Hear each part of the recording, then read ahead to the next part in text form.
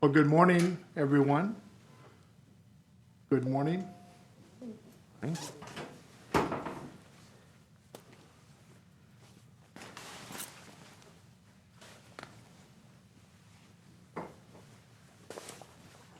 Thank you for coming. Good to have you, Gabe.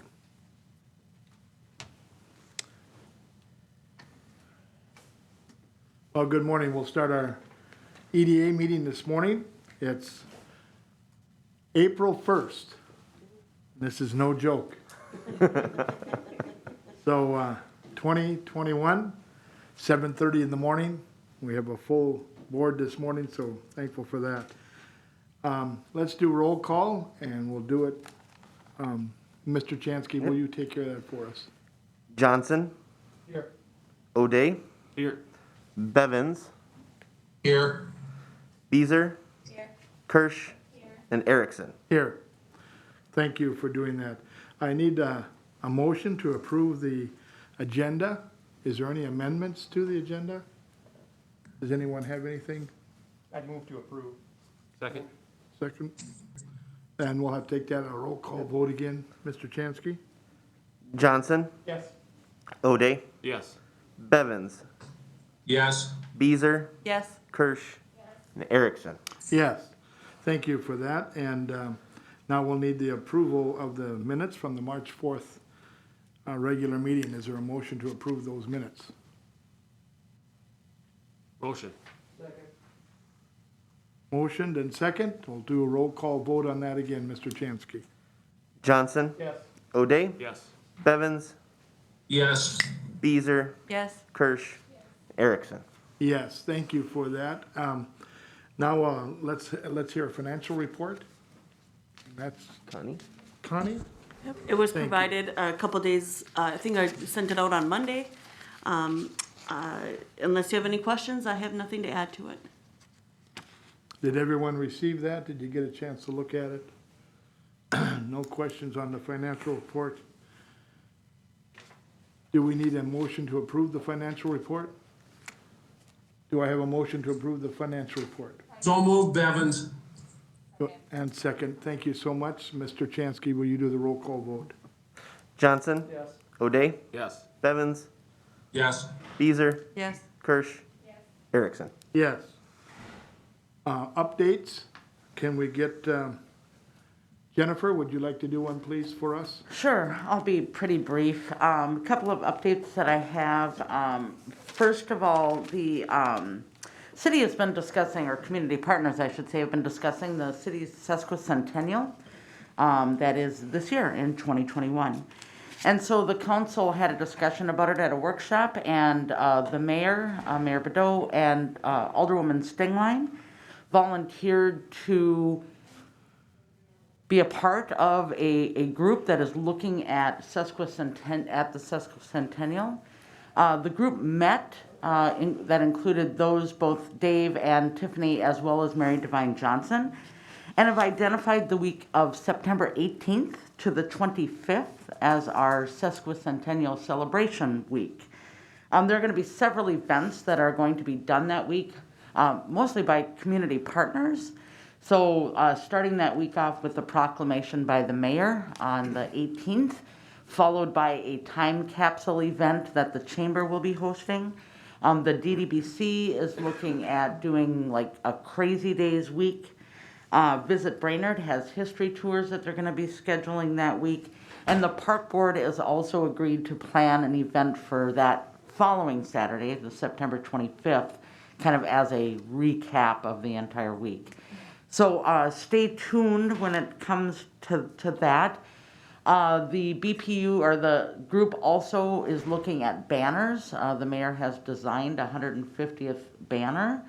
And so at the BPU meeting on Tuesday, they agreed to donate the labor to install those banners, and we'll be having a conversation with the city council to see if they would be willing to purchase those banners.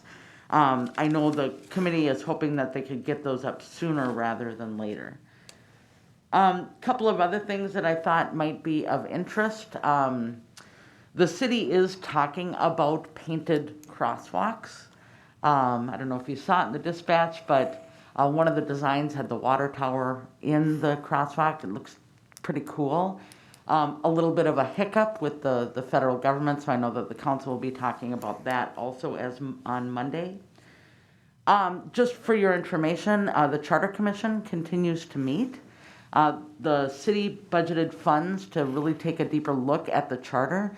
So the Charter Commission did forward our first round changes to the council that were approved. Those changes were really those things that just conflicted with state law.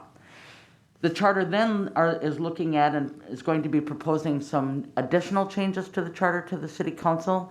Those are things that are in the charter, but we're not necessarily doing. And then the attorney did catch some additional things that conflicted with state law.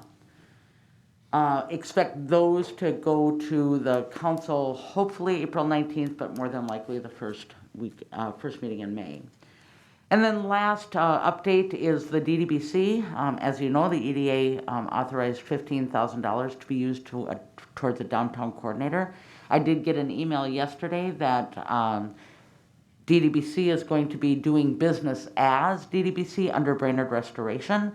Instead of going out and getting a 501c3, they're just going to be doing business as DDBC under Brainerd Restoration. So just reached out to our attorney to make sure that she was good with that, and we anticipate sending a letter along with a check to DDBC as soon as we have that cleared with the attorney. Other than that, I don't know, David, if you have things to add as well? Yeah, Mr. Chair's got 3 things quickly for the board. The first is regarding the EDA workshop for strategic planning. Remember the last meeting, the EDA authorized to work with Bruce Miles, who will be conducting that workshop. First of all, I want to thank all those who did respond to the poll regarding dates for that shop. It did seem like there was an overwhelming desire to be able to do that workshop in person. And I think the date that's come down, it looks like it worked best for everybody, is Tuesday, May 18th in the afternoon, so probably looking like a 1 to 5 p.m. I've confirmed that with Bruce that works. He and I will be speaking in the next week or so, kind of talking details, and then we should have some more details to bring to the EDA during your meeting in May in preparation of that workshop. So again, Tuesday, May 18th looks like the day for that workshop. Also, I think I've told the EDA before, the city is working through updating the city's zoning code. We signed on with the Swanson Haskamp consulting team in October to do a comprehensive update of the zoning code. We had what we call a technical advisory group meeting last week. Commissioner Kirsch was able to attend that meeting, and I think that was kind of just helping the consultants understand kind of from a stakeholder perspective, their representatives from the EDA, the HRA, the city, the planning commission, kind of understanding what seems to be working, what isn't working, what elements of the city really kind of kind of scream Brainerd, and what elements maybe need some help. So we're continuing to work through that process. Really, one of the things our consultants have been really good at focusing on is that zoning codes should be a representation kind of the market. So whatever your market is doing, you want to make sure your zoning code is accommodating it.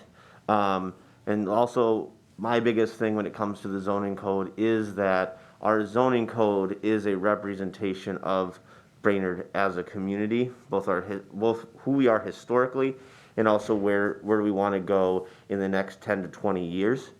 And that's really kind of the guiding principles of the zoning code. So we're continuing to work through that. They should be probably coming before the city council in either May or June, and then we'll be hitting hard on actual language. So we're almost to the actual technical piece of language. And I'll be giving you more updates as we get into the very technical pieces of what potential changes to the zoning code may look like. And the last thing is that the Planning Commission again the Parking Commission, does continue to meet on a monthly basis. On Monday, they'll actually be submitting an interim report to the City Council on some of the work that they've been doing and some early recommendations that they have. And once that report is issued to the City Council, I'll also deliver it and give it to the EDA as well, as there are a lot of, one of the things that comes with parking is economic development, is heavily involved with parking. So we'll just continue to keep the EDA aware of what the Parking Commission is doing. And that's all I have, Mr. Chair. Thank you, Mr. Chansky. Thank you, Jennifer Bergman. Thank you so much. Jennifer, is it appropriate for me to ask, what's the problem with painting the sidewalks? Is that something we need? I'm just curious, I guess. Yeah, I'm gonna try to give you a short answer to that. It really stems from the federal government, and that the federal government has some guidance out there that indicates that they control local streets, and what is on them for safety. And maybe Mike O'Day might know a little bit more as Chair of Safety and Public Works. I think that, from staff's position, because we're getting guidance from the federal government, our recommendation probably will be to not do it. However, there are many, many, many examples of cities all across the United States who have painted crosswalks. So I think City Engineer Sandy could speak to this much more intelligently, but that's the gist of it, unless, Mike, you have more to add. Yeah, we've we've talked about it pretty extensively, just because the guidelines have been, they're guidelines. It'll be a discussion that we'll have next week, so it'll be really up to the council to continue on with the colored crosswalks, or listen to the government. A lot of cities have decided just to go ahead with it, and nothing happens. They don't come crashing down on cities for painting crosswalks, and what we have proposed isn't anything crazy like some cities have done. So I'm not worried about it, but it'll be up to the council to decide that next week. Okay, good. Thank you. Thank you for that. The ADA workshop, I hope that, thank you for that update, David. I hope that everybody can be there. Sounds like everybody has agreed to be there for that Tuesday meeting, so I'm looking forward to that very much. So, great, thank you so much. HRA. Eric? Thank you, Chair. Just a couple of quick updates today. Continue to make progress with our Housing Trust Fund through the county HRA. Our internally reviewed our loan documentation yesterday, and we're getting very close to having a finished product to get final authorization from our legal team on that. So that's exciting. John actually just informed me today that we got our first official application for the program, for a rehab program. So that's great. Good timing. We'll start to work through that. But we're really close on documentation and having that squared away. We're still working with some community partners to hopefully take on our loan portfolio and service those loans for us. Probably wouldn't be a hang-up if we didn't have that in place for the first loan, but we are looking for a community partner to service those loans for us, just because we don't have the expertise in that. We also probably don't have the staffing for it. So more to come on that. Have had some good conversations, continuing those conversations, and hope to have someone willing to take that on for us. Just another quick update on tax forfeited property policy that the county also runs through their HRA. We've got a home that a couple of years ago was, abandoned. We ended up, I believe we ended up demoing that. It was 1201 Pine Street. The first developer that entered into an agreement with us on the tax forfeited policy ended up not being able to meet the expectations to build with that within a year. We went back and found another community partner, Lakes Area Habitat for Humanity. They have pulled a permit to build on that. That is a great program to continue to push, especially for infill around the city and within the city limits. Habitat will have a home built this year on that property. Obviously, it's a benefit to both the county and the city. Get those back on the tax rolls. We'll serve a low to moderate income family, which is also a great thing. Kind of checks all the boxes for us. So I'd like to bring that up. Those are good successes, and we really appreciate those partners that are helping us get those infills in. Unless anyone's got questions, I'll let John do his rehab report. Yes, Eric, Habitat for Humanity, That's really cool that they're doing that. Can't we work with them more? You know, It's so really having some experience with Habitat, they'd love to work with us more. It's a resource issue for them, right? Because they need to raise those funds for those builds. So they certainly have a need, and they know that they could build many more homes than they currently are. But it's a realization of not having the cash flow. So they work through them. They've done a really good job with the resources that they have, but it still costs money to build those homes. So, you know, we will absolutely continue to work with them, especially through this tax forfeit policy, 'cause it's a great way for them to get a relatively cheap piece of property to build on. And again, it meets our needs for infill. And if there are those tax forfeited properties, that's just a great way to do that. But good question. You know, I wish we had an unlimited fund for Habitat to build those. But we also utilize that for other developers too, for-profit developers. Yeah, thank you. I know you're new to, but have you checked to see if anybody in your organization knows Jimmy Carter? Could you check and see maybe the funds? I'm kidding. Jimmy Carter is great with Habitat. He has built a lot of homes, and he does the pounding of the nails too. Just as an aside, I'll pump Habitat if you ever get a chance to go out and work on a build site. It's a really fun, really good deal, and you actually learn some pretty good skills. Yeah, But great organization, great partner for the HRA, great partner for the city and the county to do that. thank you so much. Anybody have any questions for Eric? Oh, Wayne, I have one. Yes. Just to follow up on the Habitat, and Eric, maybe you can answer it, maybe Jennifer can, but in the last 10 years between the scattered site replacement program and their tax forfeit policy, I mean, the Habitat and HRA have worked together to build 6 houses, 8 houses in Brainerd? How many do Yeah. you suppose it is? I'd say, you know, probably 7, 8. 7, 8 houses in Brainerd in in the Brainerd. last decade. So it's a continuing partnership. It we is, have going. and we continue to partner as quickly as they're able to fund those builds. They've just been a really good partner for us, and I know Jennifer worked really well with Kevin over at Habitat as well. So it's a win-win for everyone involved. Thanks, Eric. Yep. All right. Thank you, Chair Erickson and members of the board. The Small Cities Grant for Northeast Brainerd is coming along. We are running down on time on that. Later this fall is the end of the grant agreement. So we do have quite a bit of movement recently for our single-family rental rehab. We just finished one up. We just had a homeowner finish up rehab on their property. We have 2 more starting around Easter. We do continue to look for single-family owner-occupied homes for rehab in that area. We have done some postcard mailers to help make people aware of it. We'll continue our outreach efforts there, but things are moving along, as you can see in the report.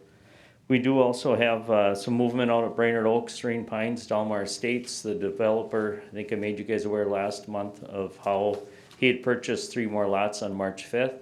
He's requested 4 more. He'll be closing on those. That'll go before the Crow Wing County HRA Board on April 13th. So things are moving along. He did indicate that basically everything he had sold prior to those previous 3 lots he'd purchased. And they are out working on getting homes framed up. I know they got 2 in Serene Pines. They're going on pretty hard. So good news. Any questions on anything for me? Anybody? Anyone? Thank you, John. Thank you. So much. All right, and Tyler is gone, so Alicia? Allison, excuse me. Hi everyone, Allison Medic, Special Initiatives Director of Poladic. Few updates. Is that on? Thank you. We held our annual meeting and it was really well attended. We changed the time to that early morning and we thought that worked really well. So we had about 100 people there. We also have our annual report available online as well. It's our first digital report, so we're excited about that. If you want to take a look, that is on our website. The Poladic Unified Fund will be holding a meeting in April, and we'll give you some 2020 numbers once we meet. And we're considering a new loan request for a rural Brainerd business. Our River to Rail meeting is next week, April 7th. And I know there was a form included that we'll be using to update our database for Brainerd businesses and hoping to complete that at the end of the summer. Also a breakdown of Brainerd businesses that received the grants. That completion was March 15th. There were 74 applications approved, totaling $328,466, with a total of over $1.2 million for the county. Update on the key recruitment for Mike Bjerknes's program. As of 2021 so far, he's had 4 completed hires with that.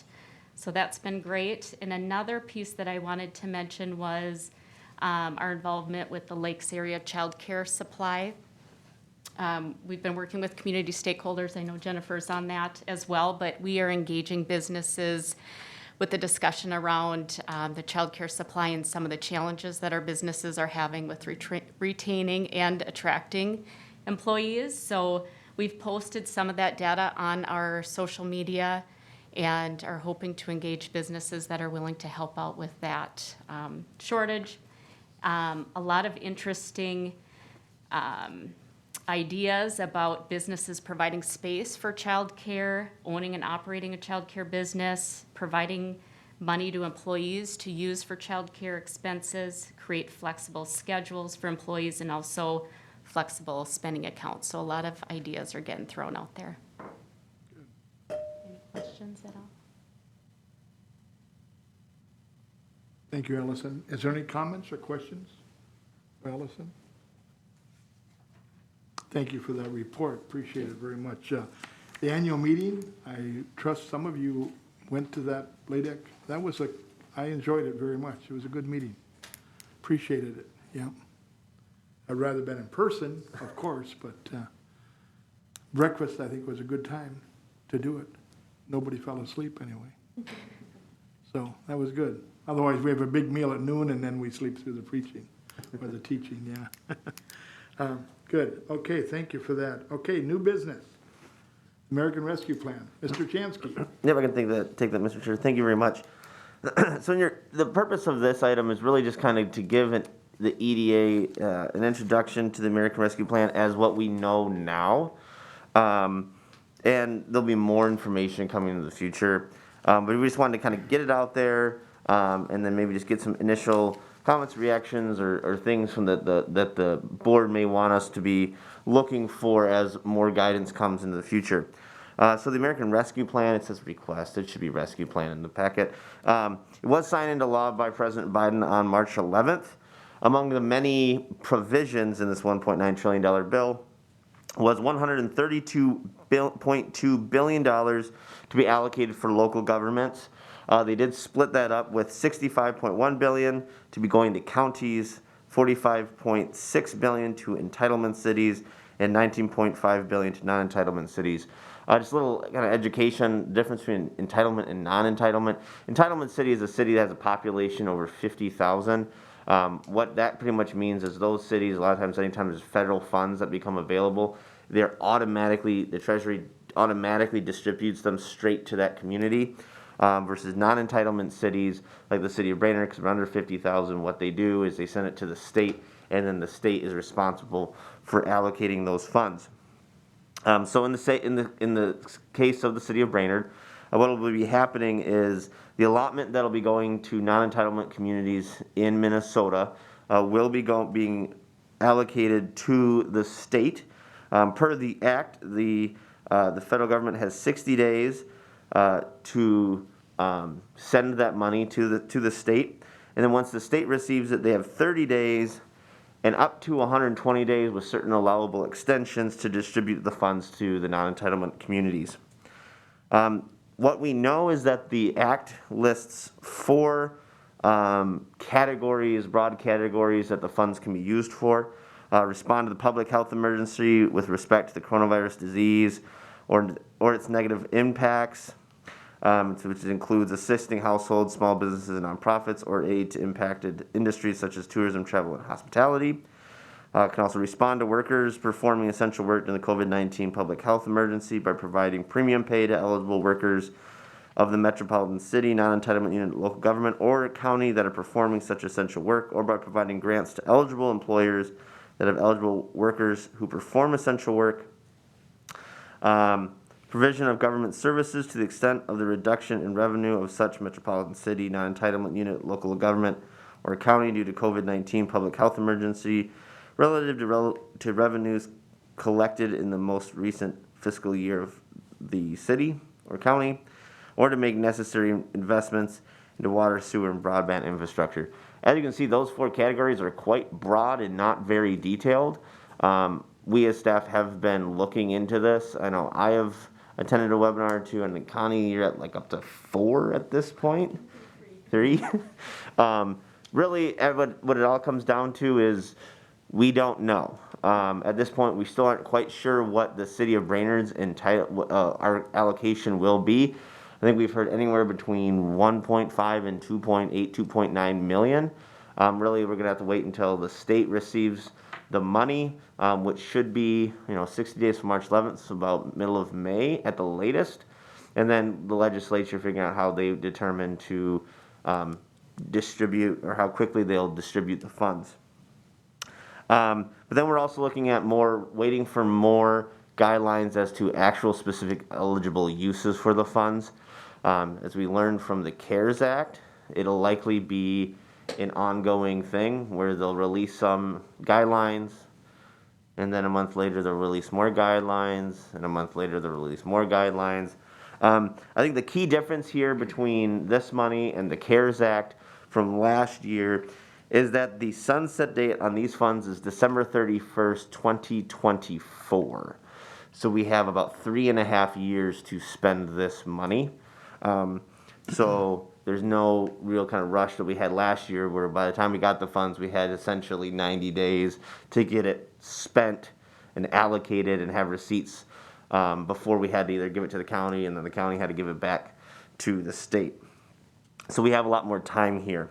At this point, what we're looking at doing, again, this is kind of what we know now. I think we anticipate in the coming month or so, once we know more, probably having a workshop with the city council and having discussion, what are the city council's priorities for this money, making some recommendations.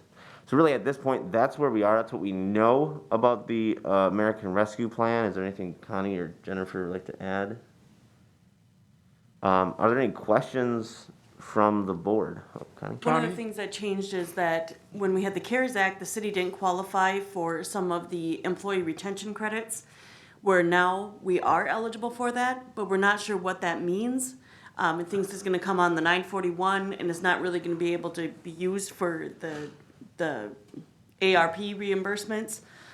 So it's really kind of up in the air right now of what it can be used for and all that fun stuff.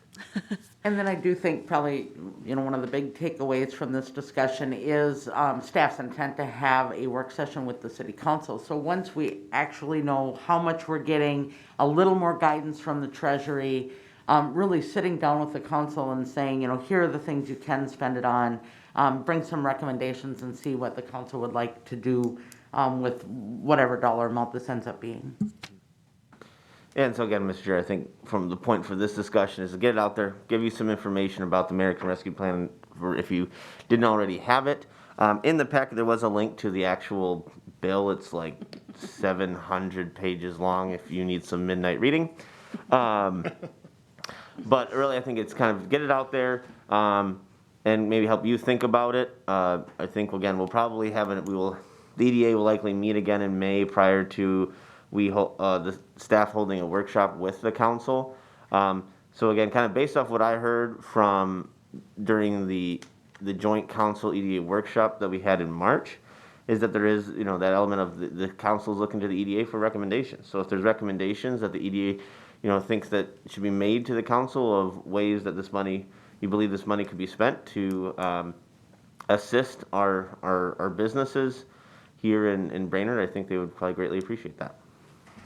One additional thing, sorry, Mr. Chair, what we're hearing right now is that Minnesota is maybe using the small city development grant